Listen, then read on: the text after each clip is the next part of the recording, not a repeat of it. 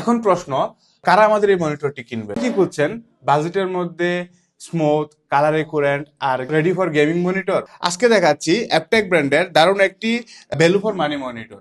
Aptech ব্র্যান্ডের A215 FHD 120 IPS এই মনিটরটি। এই মনিটরটি কি শুধুই অফিস ইউজারদের জন্য নাকি গেমিং ইউজারদের জন্য হতে পারে ভালো অপশন? চলুন ডিটেলস দেখে নিই। প্রথমেই ডিজাইন নিয়ে বলি। মনিটরটি 21.5 ইঞ্চি ফুল এইচডি ডিসপ্লে। ডিজাইনটা মিনিমাল এবং clean. Office desk, study table বা গেমিং সেটআপ সব জায়গাতেই মানিয়ে যায়। বিল কোয়ালিটি প্রাইস অনুযায়ী বেশ ভালো। বেজেল তুলনামূলক পাতলা, মানে মাল্টি মনিটর সেটআপও ভালো দেখায়। এখন আসি সবচেয়ে গুরুত্বপূর্ণ অংশ, ডিসপ্লেতে।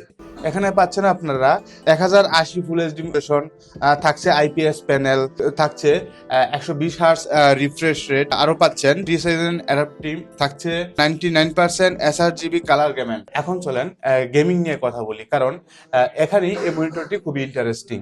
এই মনিটরটিতে 120 হার্টজ রিফ্রেশ রেট থাকছে 1 মিলি সেকেন্ড রেসপন্স টাইম। আপনি যদি 60 হার্টজ বা 100 হার্টজের মনিটর ইউজ করে থাকেন, তাহলে এই মনিটরটা ইউজ করেই পার্থক্যটা বুঝতে পারবেন।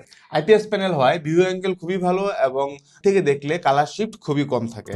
99% এসআরজিবি হয়, গ্রাফিক ডিজাইন, ভিডিও এডিটিং বা কন্টেন্ট ক্রিয়েশনের জন্য কালার রিপ্রোডাকশন যথেষ্ট একুরেট। মুভি দেখা বা ইউটিউব কন্টেন্ট দেখার সময় কালার একুরেন্ট বা কালার ভাইব্রেন্ট আরো ন্যাচারাল লাগে।